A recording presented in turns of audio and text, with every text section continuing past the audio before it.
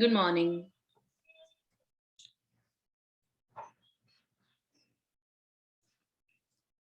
Very good morning to all of you. अब हम शुरू करते हैं। तो बच्चों, जैसा कि आप सबको पता ही है कि महीने में एक दो बार आप सभी के लिए मैं कोई विशिष्ट पर्सनैलिटी लेकर आता हूं जो आपके साथ अपने अनुभव शेयर करते हैं। तो उसी कड़ी में आज भी हमारे साथ जो पर्सनैलिटी हैं डॉक्टर दीक्षा भनोट जी, वो आप सभी का मार्गदर्शन करेंगे। और ये जो उनका टॉपिक है बहुत ही सटीक है, क्योंकि आपके एग्जाम्स अभी चल रहे हैं या शुरू होने वाले हैं, तो कैसे एग्जाम्स को मैनेज किया जा सकता है, तो उसके बारे में वो अपने अनुभवों के आधार पर आपके साथ अपने विचार शेयर करेंगी। तो आप सभी को मैंने टाइम बिंग म्यूट कर दिया है, जैसा कि मैं जनरली और कोऑर्डिनेटर करते हैं आपको। तो आप बड़े ध्यान से उनकी बातें सुनिए। 35-40 मिनट्स उनका टॉक चलेगा। उसके बाद आप अपने जो क्वेश्चंस हैं अपनी नोटबुक में नोट कीजिएगा। और अगर इन बिटवीन आप क्वेश्चन पूछना चाह रहे हैं तो चैट बॉक्स के माध्यम से आप अपने क्वेश्चंस लिख सकते हैं। तो then and there Diksha ji chat box देखती रहेंगी, तो उसके बेसिस पे वो अपना जो भी आपके क्वेश्चंस होंगे, अगर वो टॉक के इन बिटवीन आते हैं तो वो आपको क्लैरिफाई कर देंगी। Otherwise at the end of the talk वो आपके जितनी भी क्वेरीज हैं उनको एक एक करके सारी की सारी आपको क्लैरिफाई करेंगी। तो इसी के साथ मैं दीक्षा जी के बारे में एक ब्रीफ परिचय आपको देता हूँ। डॉक्टर दीक्षा भनोट जी पंजाब यूनिवर्सिटी से पीएचडी हैं और गवर्नमेंट ऑफ हरियाणा में असिस्टेंट प्रोफेसर के नाते वो अपनी सेवाएं दे रही हैं।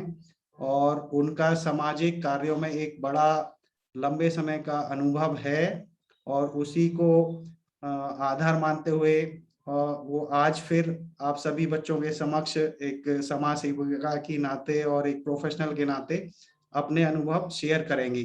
तो आप सभी बच्चे बड़े ध्यान से, बड़े डिसिप्लिन से उनकी बातें सुनेंगे और अपनी जो भी क्वेरीज हैं आप वो उनसे पूछेंगे। तो इसी के साथ मैं डॉक्टर दीक्षा भनोट जी का बहुत बहुत स्वागत करता हूं और उनको परमिशन देता हूं कि वो अपनी बातें सभी बच्चों के समक्ष रखें।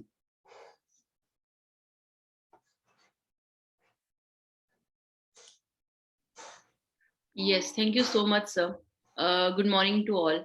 And first of all, thank you so much for having me here and giving me an opportunity कि मैं आप सबके साथ I can share some tips and some stories of my life, of the people I have seen around with all of you. Thank you so much, sir, once again. Okay, so let's get started. So जैसे सब लोग पूछ रहे थे पहले मुझसे that about what I'll be talking today. So I'll be talking about how to manage the exams, right? So हम इसको थोड़ा सा इंटरेक्टिव रखेंगे। जैसे सर ने बोला you people are mute, but you can put it in your chat box में आप हमेशा डाल सकते हो। So first of all I'll get an idea from all of you कि कितने लोगों को एग्जाम से डर लगता है। You can say yes or no in your chat box quickly. You can respond कि आपको डर लगता है पेपर से या नहीं लगता है। Yes. Okay. Palak is saying yes. Some are saying no. Some are saying no. Yes. Yes. SST से लगता है. No. Yes. No. Yes. Okay. So I can see a mixed response and a row of yes in front of me. So there are many who are saying कि मुझे exam से डर लगता है, and there are some who are saying मुझे नहीं लगता है. So अगर मैं इसका रेशो निकालूं, so I can see that almost 75 to 80% people are saying कि हमें डर लगता है, and some are saying we get nervous in exams. Okay, okay, so okay, these are the responses. तो मैक्सिमम लोगों को 70% से लेकर 80% लोगों को डर लगता है. Some of you get anxious, some of you get nervous. कईयों को कभी कभी लगता है, कईयों को किसी किसी पेपर में लगता है. So this is the situation. ठीक है, तो I'll be giving you some tips, right? कि कैसे एग्जाम में डर को कम करना है और कैसे एग्जाम्स की आपने तैयारी करनी है. ठीक है. सो व्हाई डू यू, आप मुझे क्यों सुनेंगे, है ना. सर ने मेरा परिचय दिया. सर ने बोला मैं डॉक्टर हूँ, सर ने बताया मैं असिस्टेंट प्रोफेसर हूँ. But the most important thing, all of you should I'm able person to give you the tips is कि I have been there, right? मैंने भी 5वीं 6वीं 7वीं 8वीं 10वीं फिर 12वीं फिर BSc MSc PhD करके I'm here. So I've been there, right? I've been in your shoes, I've been in your situation. So some things I have done in my life, some experiences I have it with me. So I'll be sharing those for you. So the next slide, please.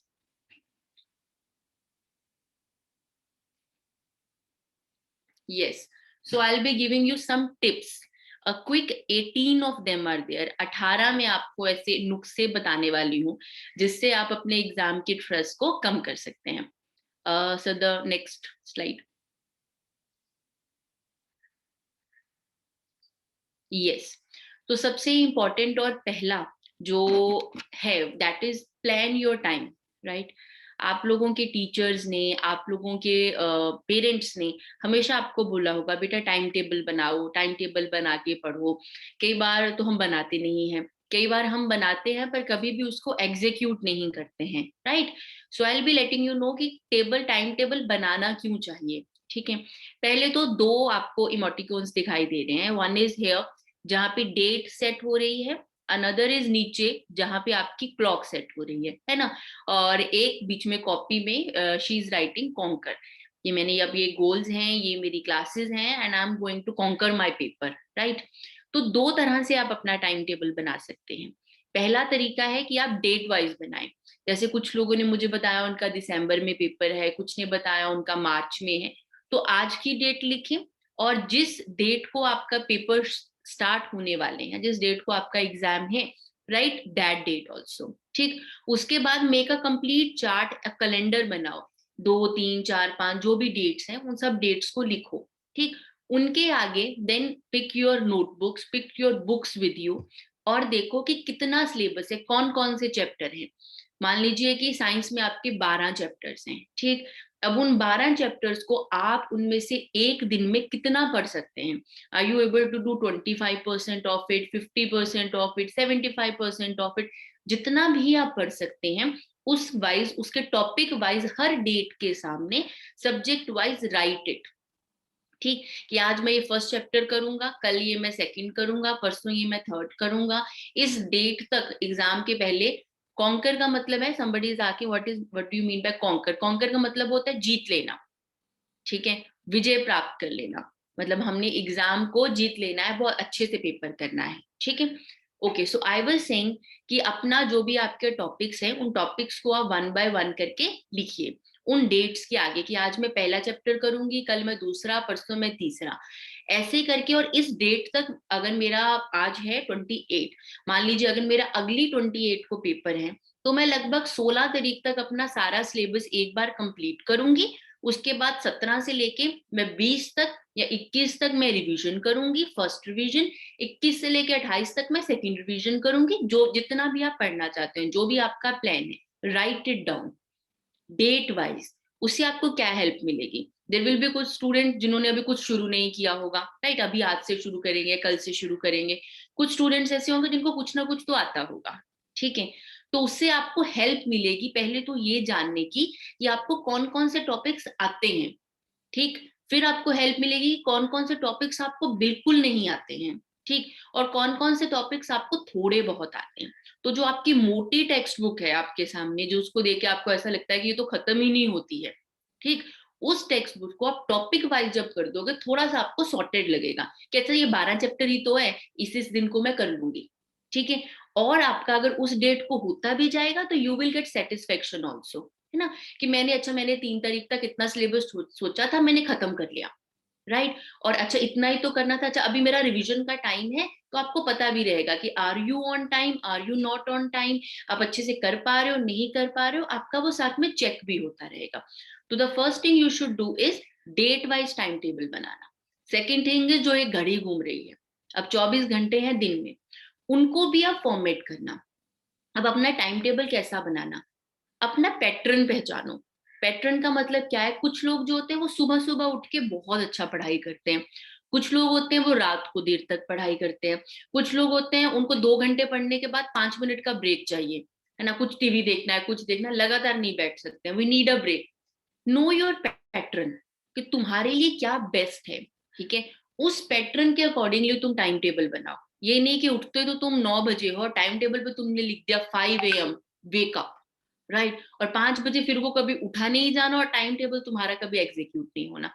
हाँ, it is good. मेरे experience में ये सुबह उठ के बड़ी अच्छी पढ़ाई होती है। जो 4 से 9 बजे वाला पीरियड होता है, मैक्सिमम प्रोडक्टिव यू आर, ठीक है। पर अगर तुम 8 बजे उठते हो, 8:30 बजे उठते हो, तो ऐसा नहीं है कि आज मैंने बोल दिया तो कल सुबह उठ के लगा लिया 4 बजे का अलार्म और उठा तो जाना नहीं है, और उठोगे भी तो प्रोडक्टिविटी नहीं आएगी। तो धीरे धीरे उसको शिफ्ट करना। आज मैं 8 बजे उठी हूँ, कल मैं थोड़ा सा 7:45 पे उठूंगी, परसों मैं थोड़ा सा और 7:40 पे, फिर 7 बजे, फिर 6 बजे। धीरे धीरे अपने स्केड्यूल को शिफ्ट करना, एकदम से नहीं करना, ठीक। और अगर बिल्कुल पेपर पास है, उस टाइम पे ये स्केड्यूल शिफ्ट करने की जरूरत नहीं है, फिर तुम जैसा चल रहे हो उसको चलने दो। अब 4 दिन बाद पेपर है तो तुम स्केड्यूल अभी शिफ्ट करोगे, दैट वोंट हेल्प यू। हाँ, थोड़ा टाइम है, इन हैंड है, मार्च में जाके पेपर है, you have enough time with you. तो अभी रिकॉग्नाइज योर पैटर्न कि मुझे किस टाइम पे पढ़ना है, और उस टाइम के अकॉर्डिंगली अपना जो पूरे दिन का तुम्हारा दिनचर्या है उसको सेट करने की कोशिश करो, ठीक है। अब जो लोग, आप लोग घर पे रहते हो, तो वो वाला जो अपना स्केड्यूल है, give give that to your parents also, कि अभी मेरा ये वाला जो है ये पढ़ने का टाइम है, और इतने से इतने बजे तक मैं पढ़ने वाली हूँ या पढ़ने वाला हूँ। They will also keep a check on you. तो घर में कोई आएंगे लोग तो आपको वो बुलाएंगे नहीं कि आ जाओ बेटा, पड़ोसियों की आंटी आए, आके नमस्ते बोल दो। यू टेल देम ये मेरा पढ़ने का टाइम है, also they will keep a check on you कि तुम पढ़ रहे हो कि नहीं पढ़ रहे हो, राइट। तो दोनों तरह से make plan your time. Sir next slide please. Yes, the another is schedule your subjects, ठीक है। अगर आज से शायद आप, मैं ऐसा मान के चलती हूँ, तुम तैयारी करना शुरू कर रहे हो, ठीक है, पेपर के पर्सपेक्टिव से। वैसे तो आई होप आप लोग पढ़ रहे होंगे, सर बता भी रहे, people are there on Sunday and there 58 of you, so I am hoping that you are very nice obedient discipline students. Okay, so how to schedule your subjects, दो तरह से है। कई लोग क्या करते हैं कि जो सबसे मुश्किल वाले सब्जेक्ट्स हैं वो पहले पढ़ते हैं, ठीक। कई लोग ऐसे होते हैं जो सबसे आसान वाले पढ़ते हैं। मैंने दोनों चीजें ट्राई करके देखी कि मेरे लिए क्या बेस्ट ऑपरेट करता है। तो मेरे लिए, मैं पहले क्या करती थी कि एक या दो ऐसे टॉपिक या चैप्टर्स जो मुझे सबसे अच्छे से आते हैं, जो मुझे पता है कि मेरे स्ट्रॉन्ग पॉइंट्स हैं, मैं उनको पढ़ लेती थी। उससे मुझे थोड़ा कॉन्फिडेंस आता था, ठीक है, कि अच्छा मुझे कुछ तो आता है, ठीक। उसके बाद वो चैप्टर्स शुरू करना, जस्ट उसके बाद जो तुम्हें नहीं आते, right, and give them time अच्छे से करने के लिए। ये नहीं है कि जो नहीं आता उसको छोड़ के ही चले जाना, ये तो समझ में नहीं आता, ये मैंने करना ही नहीं है। Don't do that. सब में से आपकी इक्वल मार्क्स आने हैं, ठीक है, हर सब्जेक्ट में से आपके नंबर आने हैं, तो आपको पढ़ना तो हर पड़ेगा, ठीक। जैसे एक बच्चे ने लिखा था मुझे एसएसटी पसंद नहीं है, मुझे भी एसएसटी पसंद नहीं था, ठीक है। I am a science student, I never like SST in my life, पर पढ़ना तो पड़ेगा, पेपर तो देना है, ठीक। तो आप पहले वो पढ़ो। मान लो आपको साइंस पसंद है तो आप शुरुआत साइंस से कर दो, एसएसटी का थोड़ा सा आप साथ में पढ़ लो, पर उसके बाद स्टार्ट डूइंग फ्रॉम टुमारो या day after tomorrow that subject also. दूसरा, जैसे मैंने बताया मुझे एसएसटी पसंद नहीं था, मुझे मैथ्स भी ज्यादा अच्छा नहीं लगता था। तो once my teacher told me, मैं उनको बोलती मुझे मैथ्स तो मैम अच्छा ही नहीं लगता, मेरा मन ही नहीं करता पढ़ने का। तो उन्होंने मुझे बोला तुम रोज उठ के ना सुबह खुद को ये बोला करो, I love maths, I love maths, maths is my favourite subject. तो तुम ट्राई करो ऐसा। तो मैंने सुबह उठना और मैंने खुद को बोला, मॉर्निंग में उठ के ब्रश करते हुए मिरर में देखते हुए, कि मुझे मैथ्स बहुत ही ज्यादा पसंद है, न्यूमेरिकल्स निकालना तो मेरा फेवरेट है। ऐसा बोलते बोलते after 2 months I have realise that I have started developing interest in it, I am liking it, और मुझे मैथ थोड़ा आसान लगने लगा। तो ये आपका माइंड का गेम है। जब हम एक बार सोचते हैं ये मुझे नहीं पसंद है, फिर आप बुक खोलते हैं, अच्छा वो हो ये क्या एसएसटी की किताब खोली है, तो मुझे पसंद ही नहीं थी। If you think no I like SST, तो बड़ा ही इंटरेस्टिंग है। You have to make your subjects interesting for you, ठीक। टेल योर सब्जेक्ट जो तुम्हें नहीं पसंद, अपने आप को बताओ रोज कि नहीं ये तो मुझे बहुत ही ज्यादा पसंद है, you liking it, right. This is how you have to schedule. Third is different subject needs different attention, as I have said. कुछ सब्जेक्ट होंगे जो आपको बिल्कुल नहीं आते हैं, make your weak subject strong and strong subject strongest. तो तुम्हें बिल्कुल नहीं आता है उसको छोड़ के वीक का वीक नहीं रहने देना है। हो सकता है वो तुम्हारे कभी स्ट्रॉन्गेस्ट ना बने, but make them strong at least. हो सकता है तुम उसमें 100/100 ना ले आओ, बट इतना पढ़ के जरूर जाओ कि तुम्हारे 90s में या 80s में तो मार्क्स आ ही जाए, ठीक। तो that is the second tip. Sir next please. Okay, the third is discipline. अब वही कि मैंने बना लिया चार्ट, 5 बजे उठूंगी, पढ़ाइयाँ करूंगी, और नींद आ रही है और ऊपर से सर्दियां आ रही हैं तो बिल्कुल रजाई से निकला नहीं जा रहा है। तो discipline is very important. Once you have made your time table, then you have made it. अभी तुम्हें उस पर स्टिक करना है। जितने भी बीच में गैप्स देने थे वो तुमने दे लिए। अब ये नहीं है कि तुमने 5 बजे का बोला था, 8 बजे 9 बजे तुम उठ रहे हो, सारा खराब। Discipline is very important and I know it is the most difficult thing to execute also. हम लोगों के लिए भी, अभी हम लोग जब पढ़ते हैं या कुछ करते हैं, it is very difficult sometimes to be on time, right. हमारी आदत होती है कि थोड़ा सा चल 5 मिनट और कर ही लेती हूँ, टीवी देखने में 5 मिनट और देख ले तो क्या ही हो जाएगा 5 मिनट में। बट डिसिप्लिन सबसे, सच में सबसे इंपॉर्टेंट है। That I have learned in my life, कि अगर आपने टाइम टेबल बनाया है, आपने सोचा है मुझे आज ये पढ़ना है, तो इट मीन्स पढ़ना है, ठीक। तुम्हारा दिमाग तुम्हें बताएगा।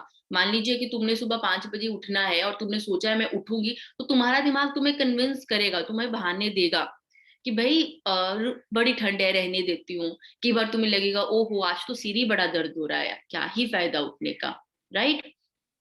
Okay sir, okay I join it again if meeting gets end, ठीक है। कई बार तो ऐसा लगेगा कि वो आज तो सिर ही दर्द होने लगा है, अब तो आज तो नहीं उठ सकती मैं भाई, वेरी डिफिकल्ट फॉर मी, ठीक है। या आज तो चलो मैंने कल इतना पढ़ लिया था, आज कम भी पढ़ लूंगी तो क्या। तुम्हारा दिमाग तुम्हें बहाने देगा, तुम्हें कन्विंस करने की कोशिश करेगा, तुम्हें कन्विंस नहीं होना है, ठीक है। तुम्हें पढ़ाई करनी है, right. So discipline is very important. somebody is saying maths is my favorite subject, very nice। okay sir, next slide please। okay, so next is distractions।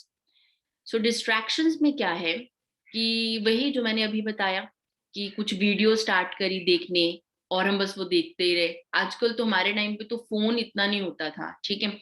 आजकल तो फोन इतना है, कई बार हमारे साथ भी ऐसा होता है कि हमने फोन खोला और इंस्टाग्राम पे रील्स देखनी शुरू करी, और वो never ending loop will come, वो कभी खत्म ही नहीं होगा।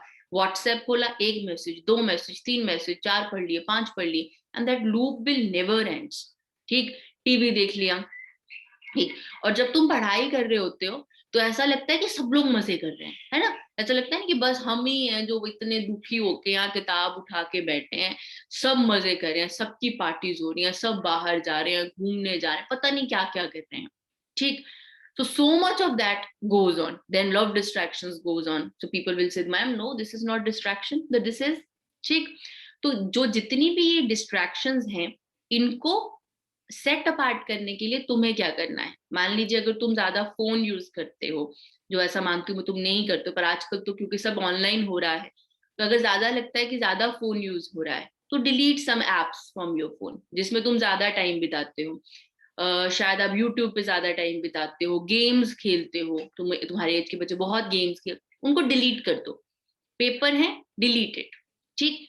सेकेंड इंपॉर्टेंट थिंग इज, अपने, मैं क्या करती थी कि जो भी मेरे आसपास, जिस जिस चीज को मैं सुबह उठ के सबसे पहले देखती थी, मान लीजिए मेरे सुबह उठते जो बिल्कुल सामने वाली वॉल होती थी, उसके ऊपर I use to write the favourite quote, या यू कैन डू इट, ऐसा। जो भी तुम्हें डिस्ट्रैक्शन का मतलब है, जैसे तुम पढ़ाई करते हो, एग्जैक्ट हिंदी तो आई वोंट बी नोइंग, जैसे तुम पढ़ाई कर रहे हो तो बीच में कुछ और करने का मन करता है ना, कुछ बड़ी सारी चीजें तुम्हारे अराउंड रिवॉल्व करती हैं, जिसमें आप लोग को मेरी आवाज आ रही है, क्योंकि मेरी साइड से वीडियो रुकी है। M I audible? जी दीक्षा जी, आपकी आवाज आ रही है, आप कंटिन्यू कीजिए। Okay okay okay okay sir, okay. Yes, so I distraction का बेटा मतलब है कि जैसे फोन है, आपका टीवी है, जब भी आप पढ़ने बैठते हो तो जो दूसरी चीज करने का आपका मन करता है, पढ़ने बैठे हो तो खेलने जाने का मन है, पढ़ने बैठे हो तो बाहर जाने का मन है, वो सारी जो चीजें हैं, those are distractions for you, right. तो उन डिस्ट्रैक्शन से, उन चीजों से जो आपका करने का मन कर रहा है, जो आपका खेलने का मन कर रहा है, जो आपका टीवी देखने का मन कर रहा है, उनसे बचने के लिए आपको क्या करना है।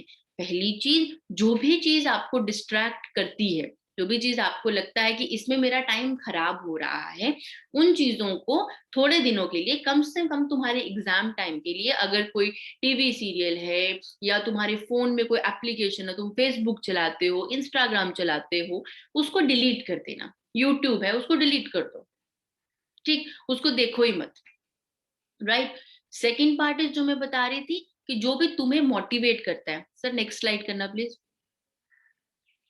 यस, जैसे मुझे ये वाला जो कोट है, arise awake and stop not till the goal is achieved, मतलब उठो, जागो और तब तक मत रुको जब तक तुम्हें तुम्हारा लक्ष्य प्राप्त नहीं हो जाता।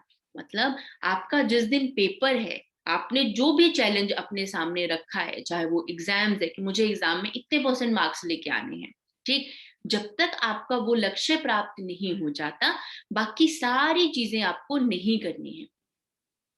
क्रैपिंग मीन्स, बेटा क्रैपिंग मैंने नहीं बोला, मे बी मैंने कुछ और वर्ड बोला होगा। Okay, so I was saying कि तब तक मत रुको जब तक आपका एग्जाम जो है वो नहीं हो जाता, जो भी तुमने लक्ष्य खुद के लिए निर्धारित किया है, जब तक वो अचीव नहीं हो जाता।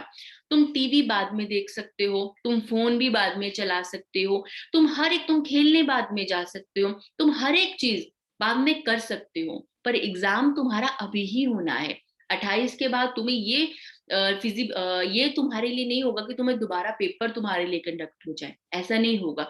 तुम हर चीज बाद में कर सकते हो, बट जो तुम्हारे इन हैंड तुम्हारे एग्जाम है वो उसी डेट को होने हैं। Once it is done, it is done, वो कभी भी दोबारा नहीं होंगे, राइट। इसलिए अपना जो भी फोकस है, जो भी जितने भी नंबर तुम अपने लिए सोच रहे हो, जब तक अब उतने मार्क्स जितनी तैयारी ना कर लो, डोंट स्टॉप, राइट। और ऐसा कोई भी कोट, जैसे मेरे लिए ये था, खुद को बार बार ये याद करवाने के लिए कि मुझे करना है। और अगर तुम्हें लगता है कि तुम बार बार टीवी की तरफ भाग जाते हो, पेस्ट इट देयर, अपने लिए लिख के अपने हाथ से कागज पर अपने सामने चिपका लो that I have to do it, मुझे ये करना है, मुझे इतने % नंबर लाने हैं। मान लीजिए अगर तुम्हें 98% है तो 98% बड़ा बड़ा लिख के चिपका लो, और सुबह सुबह उठ के उसको देखो, अपने मिरर के आगे चिपका लो कि अच्छा मैंने 98% का वादा खुद को किया है और मुझे वो लाना है, और तब तक मुझे पढ़ाई करनी है, right. Okay sir, next slide please. Okay, no healthy minds live in a healthy body, मतलब बहुत जरूरी है कि तुम्हारी हेल्थ ठीक हो।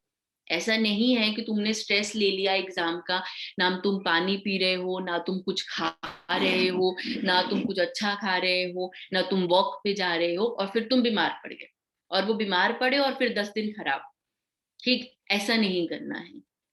Relax your self a little, ठीक है, वॉक के लिए जाओ, हल्की फुल्की एक्सरसाइजेस खाओ, और बहुत फैटी फूड नहीं खाना है। ये नहीं कि अगले दिन पेपर है और तुमने खा लिए छोले भटूरे और फिर आगे तुम्हें नींद, खा लिया तुमने सुबह सुबह परांठे मक्खन के साथ और फिर आगे नींद। अच्छा खाना खाओ, फ्रूट्स खाओ, ठीक, और सबसे इंपॉर्टेंट पानी पीते रहो। मैंने बहुत सारे स्टूडेंट्स को देखा है पानी नहीं पीते हैं, पढ़ने बैठेंगे और पढ़ते रहेंगे और याद भूल जाएगा कि पानी भी पीना है। Stay hydrated, it is very important for your mind to work. अगर तुम पानी नहीं पियोगे, जो भी तुम्हें वो पैनिक अटैक्स है, जो भी तुम्हारी नर्वसनेस है, वो ज्यादा होगी, right. Stay hydrated, eat good.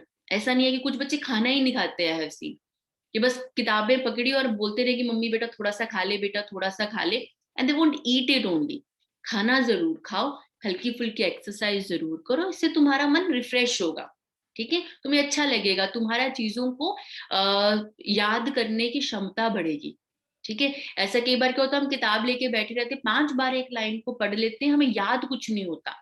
उसका कारण क्या है, हमारा दिमाग थका हुआ है। It needs a little rest, it needs may be a walk. सुबह सुबह उठ के तुम अपने मम्मी पापा के साथ छोटी सी वॉक पे चले जाओ, हल्की फुल्की एक्सरसाइज कर लो और पानी पीते रहो, right. So that is the another tip for you. So next please.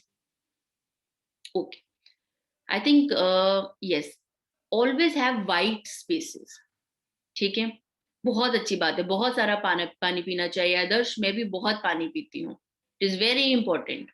Okay, so always have white spaces. White spaces का क्या मतलब है, जब तुम अपनी कॉपी पे लिखते हो, ठीक है, एक बार क्या हुआ, देयर वाज अ पर्सन, मैं तुम्हें कहानी सुनाती हूँ। देयर वाज अ पर्सन, उसने ये बोला कि ये जो किताब छप के आई है, इसमें सारे जो अक्षर हैं ये एक साथ क्यों नहीं लिख सकते, कितना पेज वेस्ट कर रहे हैं। हम लिखते हैं ना, मान लो ये मेरे हाथ में मैं लिख रही हूँ, तो अगर मैंने लिखा है ऑलवेज, तो बीच में मैंने ये गैप दिया, हैव और ऑलवेज के बीच में, हैव और वाइट के बीच में भी थोड़ा सा गैप है, वाइट और स्पेसिस के बीच में भी थोड़ा सा गैप है।